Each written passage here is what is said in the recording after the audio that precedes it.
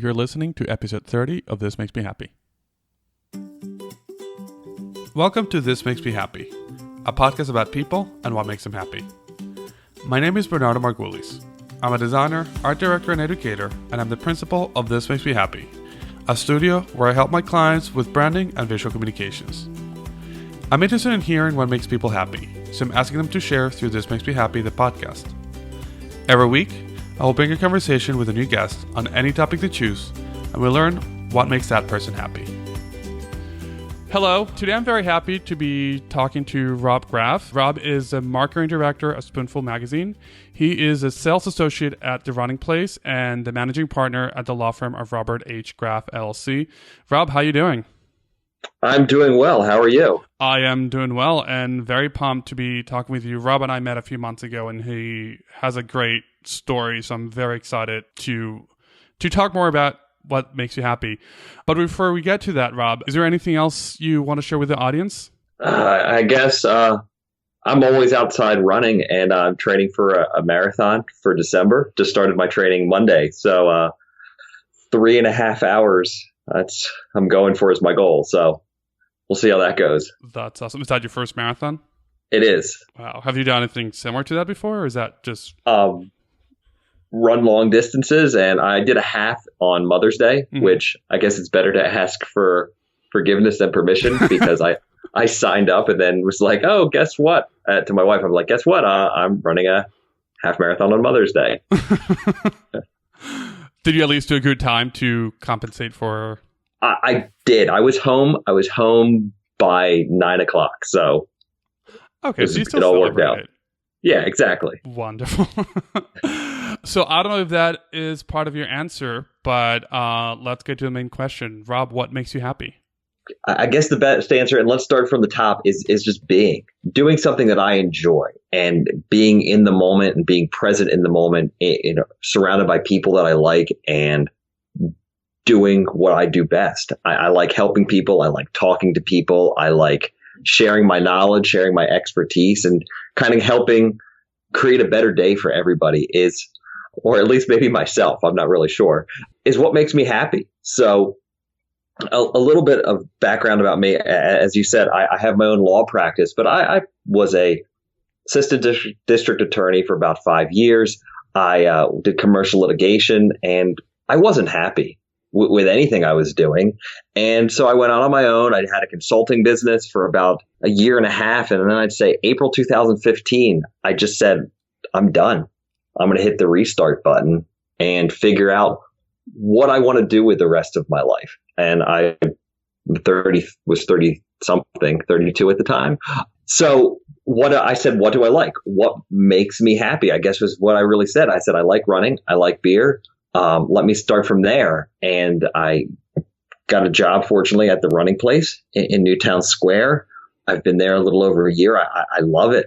And I also met with Christina Pines one day, and she introduced me to her concept of this magazine about bringing people together and having these amazing gatherings. And it's really about creating a conversation through food and through entertaining and through hosting, called Spoonful Mag. And I was fortunate enough to become the marketing director for that. And sometimes I questioned, is this really what I'm doing with my life? I still practice law because I enjoy that, but I don't take every case and I don't chase every case. If something comes along, I take it. If it doesn't work out, it doesn't work out. But that gets back to just being in the moment, being present in those moments, and living life right now rather than worrying about the future or looking at the past and all that I've done. Just kind of looking at that time right now as the most important time is what makes me happy. So you went through a bunch of things and you brought it full circle. So I want to start with the first and last thing you said, and being in the moment. What does that mean? It's a feeling that you have where everything, and I guess it's a different feeling for everybody, but for me, it's things slow down. Nothing seems too fast, and everything just it's going to work out right, because there really is no right or wrong. It's just there, at that time. I used to get this feeling when I was doing cross-examination during a trial, everything would just slow down. And if I was in this zone, everything would slow down. And I know that athletes will play football and it moves so fast. But once they understand the game and they've been a pro for a couple of years, everything just slows down for them. And I was getting that same feeling at moments in my life, at times during snippets here and there. But it occurs at that time. So I wake up every day happy to go to work because it's a new adventure and it's something new. It's going to be a different customer coming in that day. I wake up happy to have a meeting with Spoonful because I see the possibilities that are there. Today, I had a great meeting, went to this place where we're talking about partnerships and everything just felt right. And I guess the thing is, it's because there is no wrong. Because if it works, that's great. If it doesn't work, that's okay too. It's about just knowing that, not that there's a plan, but there doesn't need to be a plan, that everything will work out in the end. So just being in that moment and being able to visualize it and feel a sort of calm is what I mean by just being. Is there a difference in that sense of being today or since April 2015 and what you mentioned that when you were in a case, you would also be in the moment? Is there a difference in how it was back then and how it is now? Yes, that's the short answer. The longer answer is that before, and I remember I was angry as a DA. I don't know what it was. I wanted to win, and I still want to win. And that's always important to me, but it's not beating people over the head to win. That's not what I'm looking for. People can see. I think the energy that I give out now is a much different energy than I had before. At least I've been told that. Maybe they're just telling me that, but I believe it because I feel it too. When I'm in the courtroom and it was slowing down and everything felt like it was moving in the right direction, that was me trying to just get one over on the other person. Now I'm trying to work with this other person to find the best solution for them. I tell a lot of people that I speak with every day, there are no right or wrong answers. It's what works for them and what makes them comfortable. I often tell people feelings are okay. You can only feel the way you're going to feel. There is no right or wrong with that. It's just who you are, and that's okay. And so I guess me saying that now, that people are okay for who they are and not being so judgmental. As an attorney, especially as a prosecutor, I was judging people all the time, even though I shouldn't be. I should just be prosecuting a case based on the facts. I was still judging people. Taking a step back from that and just seeing everything kind of at a wider angle lens has allowed me to just say, this is who they are. I accept that. And I'm going to move forward from there. So what do you think changed? How come the same mentality made you angry before and now you're able to channel it for better? I guess it's because I didn't like what I was doing. I've always wanted to be in court. And that was something, and it really comes from the fact that I watched a sentencing hearing back when I was 21 years old, and it was an intern in the DA's office, in a different DA's office. And I said, wow, that looks like fun. And my big thing is I want to have fun. That's what I want to do. I'm always looking to have fun. Hey, is this going to be fun for me? Well, that looked like fun, but after a while, it wasn't anymore. So I think I'm a different person. I think I've grown up. I think I am more in tune with how I want to lead my life and what I like and what I don't like and what I see works for me. I'm not trying to follow other people's expectations or trying to meet other people's expectations. Now, don't get me wrong. I have responsibilities in my life and I always try to meet my responsibilities, but I'm not trying to achieve other people's expectations. My expectations are what I want. So I'd say that is the major difference. And that is that shift there on April 15th. I had this company It was failing. I was not happy with it. I was tired of dealing with lawyers. Or April 2015, it was, I don't know exactly the date, but I said, I'm done. I quit. I can't do this anymore. This grind that I'm going through, it's making me more stressed. It is bringing out the worst in me, which is not why I started this business in the first place. I was looking for freedom. I was looking for an ability to make a better life for my family. And I was just making things worse. So by putting the brakes on and saying, that's it, I'm done, it kind of led me to a shift. Now it's time for me to live my life. People have said, well, you're having a midlife crisis. I said, I don't think so. It doesn't feel that way. It feels like I'm trying to be more honest with myself of what I want to do for the rest of my life. Can you unpack that idea of freedom? Because I feel that means something different for many people. Sure. For me, freedom means to enjoy myself, to have time and space and the ability to decide this is what I'm doing now.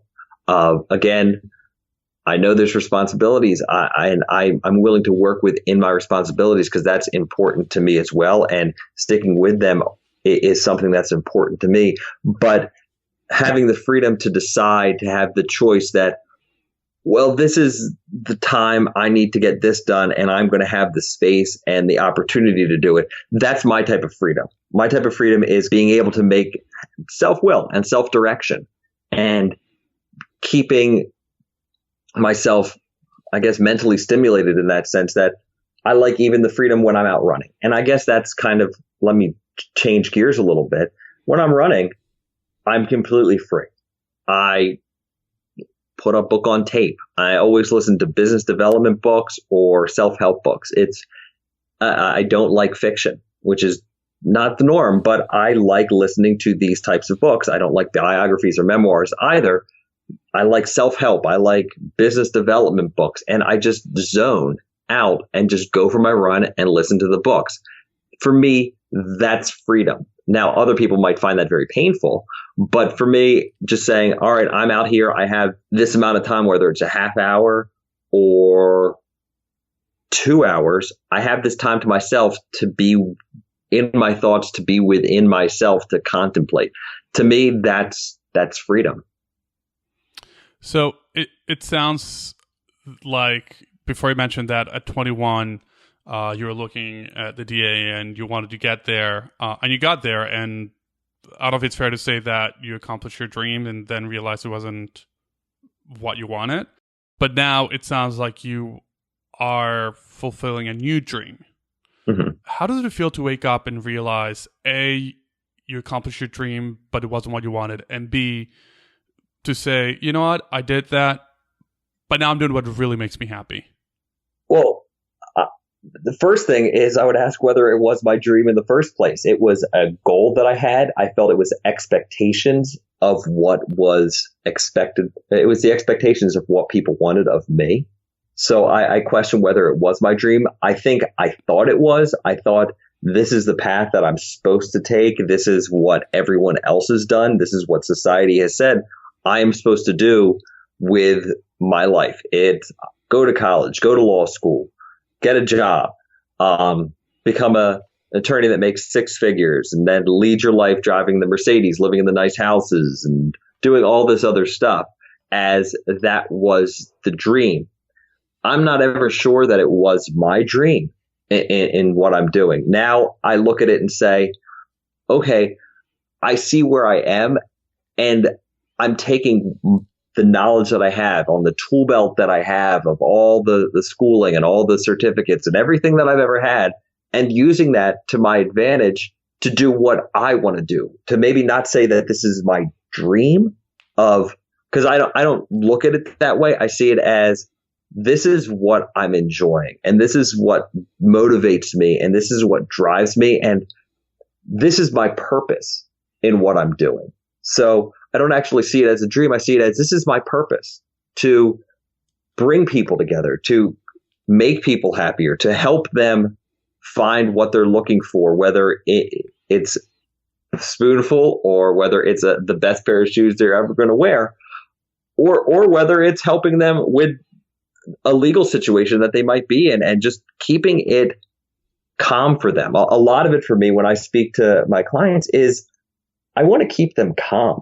They're in scary situations. A lot of my legal clients are people that have never been involved in a legal system before. And I try to joke with them. I try to keep things light. It's a scary situation for people who don't know that many lawyers. That always surprises me that people don't know that many lawyers. I just try to keep them calm. And that's kind of the opposite of how I even saw the legal practice beforehand, where I never smiled and I was always grumpy walking around. It's just a completely different point of view. I'm very interested to hear about not just with your clients, but with your family. How have your personal relationships changed since April 2015? I think I am calmer. I think I'm less wound up. I think I try to keep people calmer in my household. I think that's very important to me. I try to keep everyone I try to keep everyone happy, but I don't see it as a burden. I don't see myself burdened by making sure everyone's happy with everything that's going on. Things aren't always easy in any personal relationship. I know my son and I have a 5-year-old son. We fight constantly. It's probably because we're the same person deep down. So we're always kind of at each other's throats in that sense, saying, "Oh, this is what I want." And I'm like, "No, this is what you need to do." He's like, "No." But we get along. I mean, I love the fact that he's into 80s Transformers. And while it's on at 6 a.m. and we've watched it over and over again about 6 or 7 times, I love the fact that he watches the show, and I could talk with him about Transformers forever. I do find it interesting that I'm more into the Decepticons than the Autobots, but that's me. I go on vacation. We just went on vacation, and we took a cruise, and we're in a tiny room, but it was great. You know, we didn't have much space, but it was this close family that we had a good time together. As for other relationships, and I know my mother is going to be listening to this, I feel that I have not met my parents' expectations of what they wanted from me when they saw it, but it was never my dream, as I said earlier. So I don't feel the pressure in meeting other people's expectations in that sense. I don't see my education as my be all and end all of who I am. I see myself and what I do every day, and the example that I set for my friends and my family as the expectations that I'm trying to meet for other people. So while they might not like the decisions that I'm making in that sense, it doesn't affect me where it feels like I'm at the effect of disappointment. And I hate to say it like that, but it doesn't affect me like that. I go on knowing that what I'm doing makes me happy, and that I'm creating a good life, and that my son sees that the way I'm living is how he should aspire to live, to be happy, to be quote unquote, again, free, to feel that he's making the right decisions when he's going forward, and that the expectations of this is the path you need to take goes forward, that he can just say, all right, I want to do this with my life, and I will support him in his decisions, and know that if this is making him happy, then I've done a good job as a parent. Yes, he needs to complete school. I'm not saying he should drop out of school or anything like that. And I think education is very important. But at the same time, what he does with it is up to him, as long as he finds that it's making him happy. So it's more about having the options, but then using them as he best wants. Is that a fair assessment? Completely, 100%. And there's that saying, if you do what you love, you're never working a day in your life. I like that, but if you do what you love, sometimes you might need to get some money with that as well. There's a way that the world goes, but if all of us can find a niche that is something, whether it's a hobby or it's a job that's paying you, that's great, that you can love to do. But if it's a hobby or something along those lines that just makes you happier, then you're free. Then you are in that moment when you are doing what you do, you're free and can have those stores of energy built up so that when you are doing something that might not be as comfortable for you, it's not killing you. So, going back to the idea of being in the moment, are you ever in the moment and worry? Do you ever question whether you made the right choice, or ever wonder what would happen if you still had the perceived stability of being a lawyer? Does this ever happen to you? Do you ever think about that? I worry all the time. I don't think they say you think like a lawyer. Well, when you go to law school, that's what they teach you. And my mind never shuts off. Except when I go to bed, it shuts off. But other than that, I mean, hundreds of scenarios are always going through my head. But so do I worry? Sure, I worry. I want things to go my way in that sense. And I hope that I've made the right decision. But I always kind of feel that it does work out in the end. Things always have a way to work out, even when, I think there's always a plan. In that sense, I'm not talking a religious plan. I'm not very religious at all, but I do feel like there is a plan that things always kind of even themselves out to be right. Do you have to bring yourself there? Do you have to actively think that way? I don't. I've always felt that there's a balance. And if you look at it, there's always been this kind of weird energy. And I got certified as a life coach as well at one point. And I wish I had done more research into it ahead of time. I feel that I went in thinking, this is what I'll do, and just kind of jumping headfirst into it. Now that I listen to a lot more books about spiritualism, just because I'm interested in it, or about self-help, just hearing the certain things like Wayne Dyer speaking about a certain thing, I realize there is an energy. There is kind of things that bring people together, and there is certain things that are just kind of out there. And I feel that if you just kind of stay calm and just see everything for what it is, then things kind of wrap back around, whether you want them to or not. They just always are there, and the best thing happens in the end. Now, I want to dive a little bit into a few other things you mentioned, especially at the beginning. You talk about how you like running. You talk about how now you're working for Spoonful. You're still working as a lawyer. You're doing so many different things. How do you balance that, all the different things, and balance being at the moment and still give everything the attention when they're so different? I think when you're in the moment, it all kind of works out. The best example I can give is I work about 35 hours a week at the running place. I put about, I don't know how much time I put into Spoonful. It's kind of as needed, and I do it during the times when I'm not working. Plus, I have a legal practice. So I don't work Wednesdays at the running store. Well, I happened to get a new client, a legal client, and we had a hearing on a Wednesday.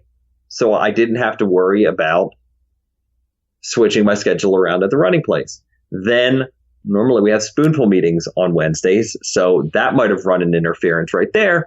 And for some reason, well, the court went longer than expected, but for some reason we weren't able to even get to our meeting until later on that day. So I missed very little of the meeting because of the way things had worked out. And it's odd, again, energy and universe. And it's very weird how things just kind of worked out in that way in my favor without me trying. I wasn't walking around stressed because I realized there's nothing I can do about it.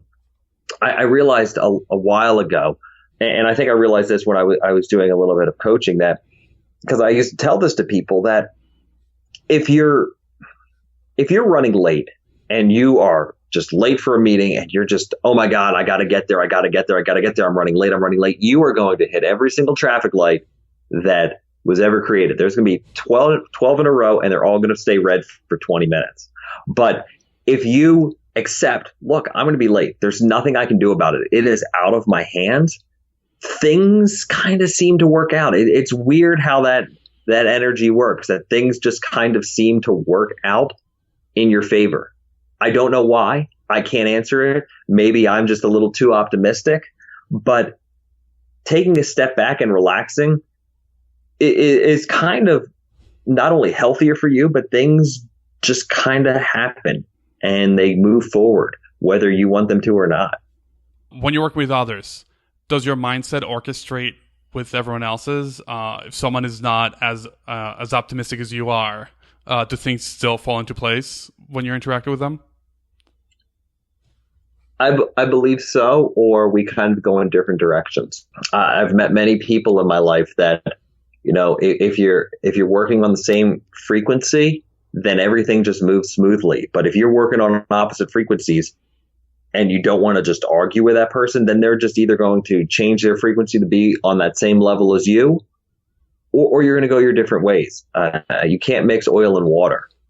So unless the oil or the water become the same, or at least allow them to mix, you're going to go your separate ways. I always it's funny. I tell people sometimes come to the store, they complain about other stores and say, this person said this about me, or this person was thinking this. And, sometimes you go into a certain store, and this has all happened to us, and we just don't get along with somebody, or you go anywhere and you just don't mix with somebody.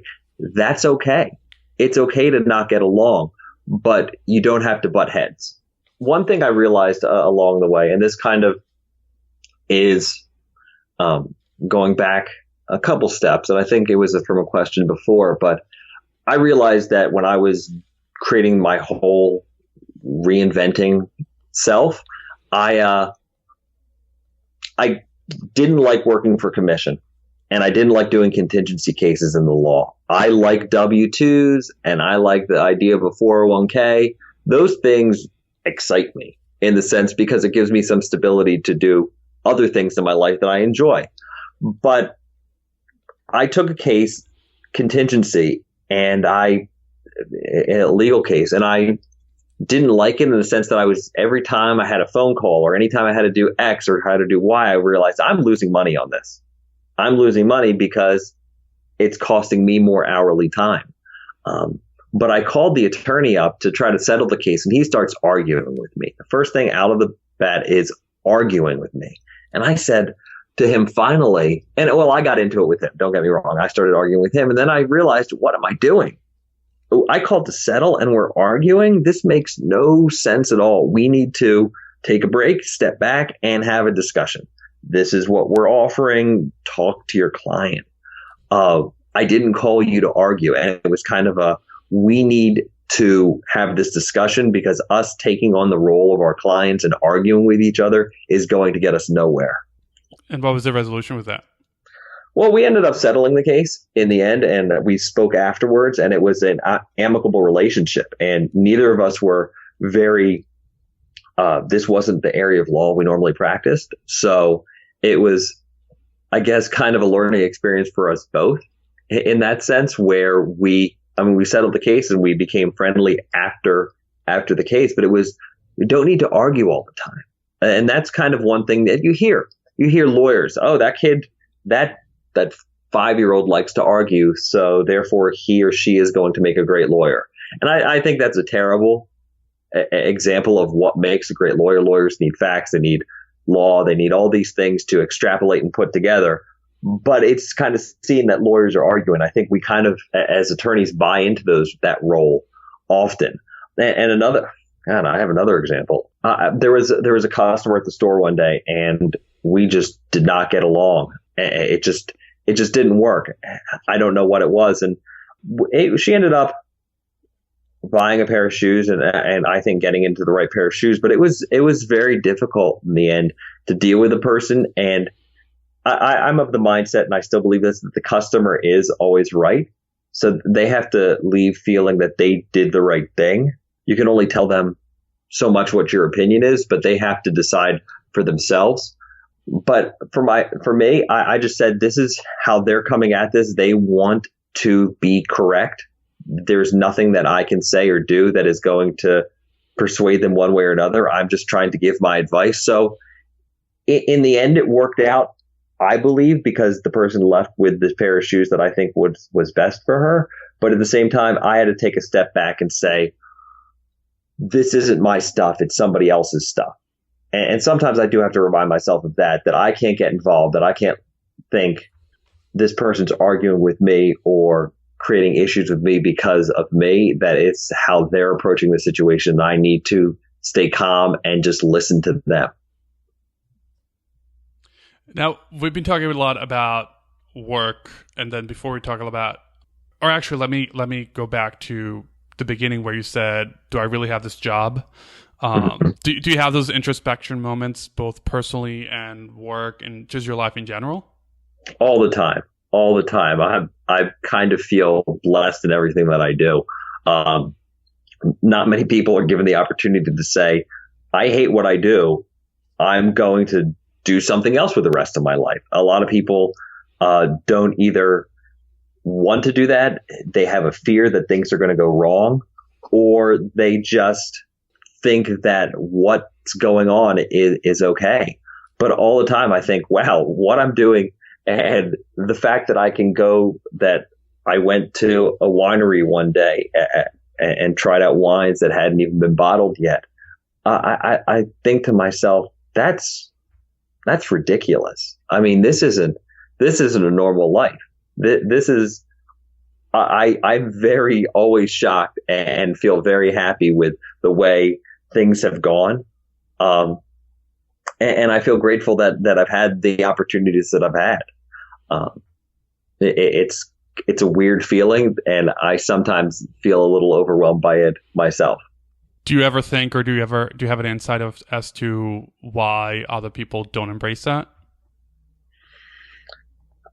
I think it's fear of the unknown.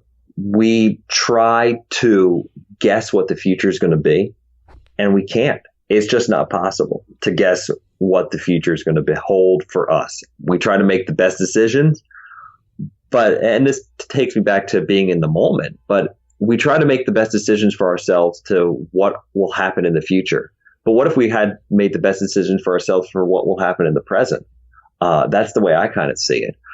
People that look at things like, well, if I do X, Y, and Z, then the future is going to happen, or I can't wait for X to happen because then I will be happier.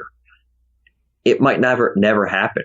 I know for myself that I have done things before where I've said, well, once the summer's over, things will get back to normal. Things will all work out, and they don't. And it's a disappointing feeling. And if it happens too many times, then you almost shy away from wanting to try to predict the future. And when we try to predict the future, I think we get our unconscious mind gets a little almost fearful because we don't know what's going to happen. We try to set everything up to be one way, and then it doesn't work out.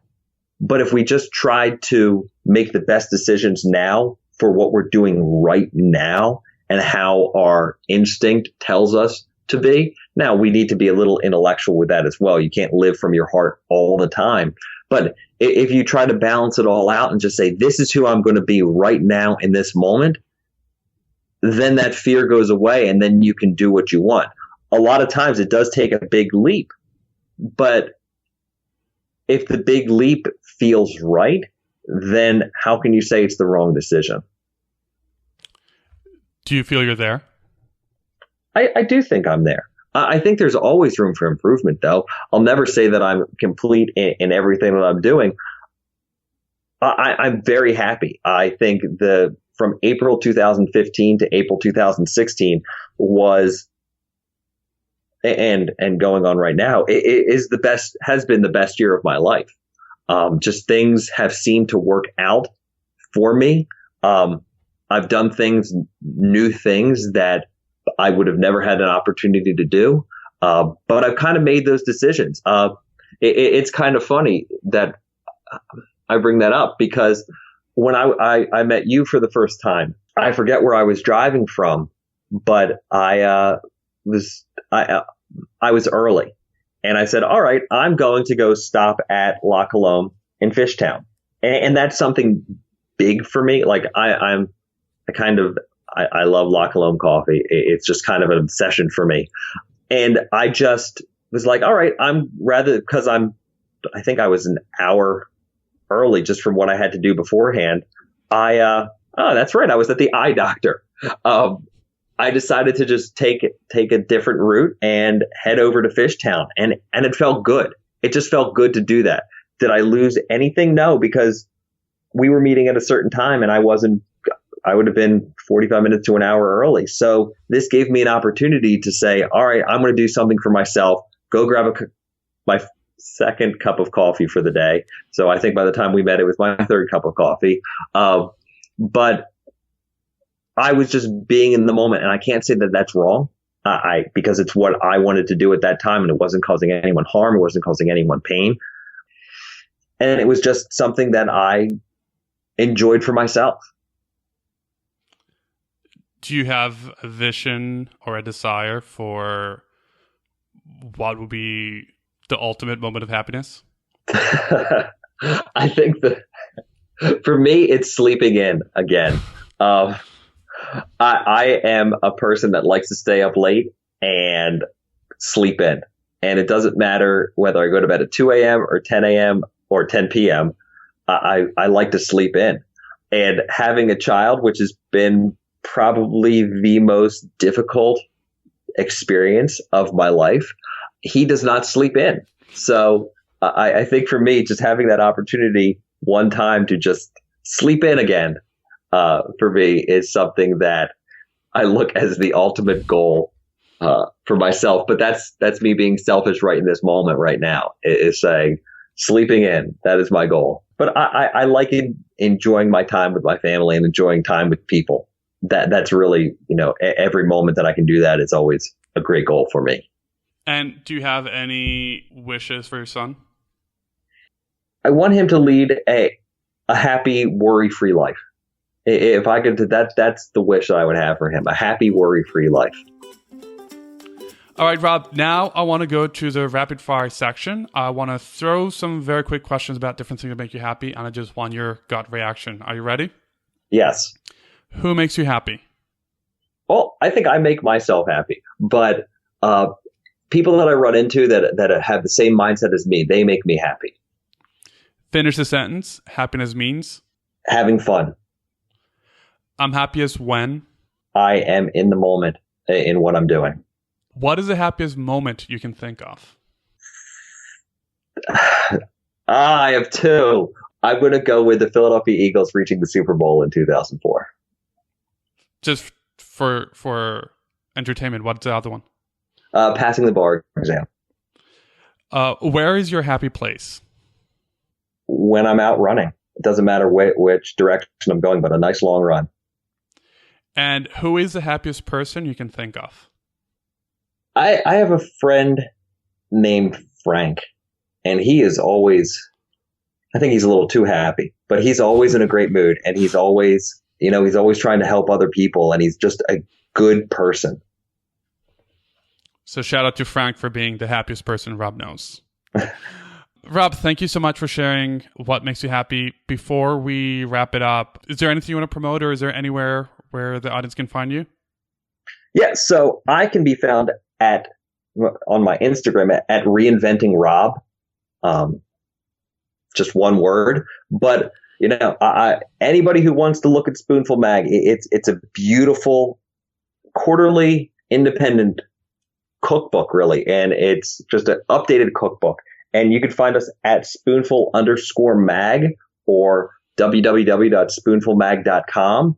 We're going to be at farmers markets soon, and then we're going to be doing some pop-ups as well. It's a beautiful magazine, and I know I'm probably biased in saying that, but pick it up, and I think you'll agree with me. I know you'll agree with me.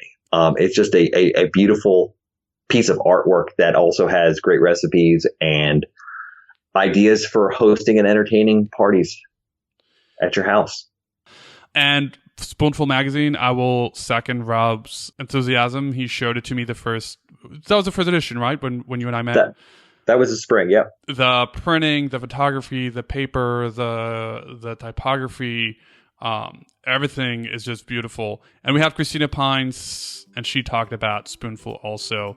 So go out and get it. It's beautiful. And look at the online presence.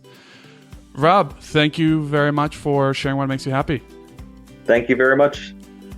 Thank you, Rob, for sharing what makes you happy. And thank you for connecting us with Christina, whose episode came out a couple of weeks ago, and with Shirley, whose episode will be coming out soon.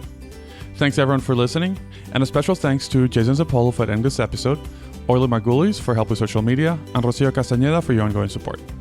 You can get notes on this episode at thehappypodcast.com/episode 30, and you can get more information about this project, including past episodes and a contact form, at thehappypodcast.com. We are on social media, on Twitter, Instagram, and Facebook at The Happy Podcast, and we have some episodes posted on YouTube, youtube.com/thehappypodcast. Please make sure to go to iTunes and sign up if you want to get weekly updates for all the episodes.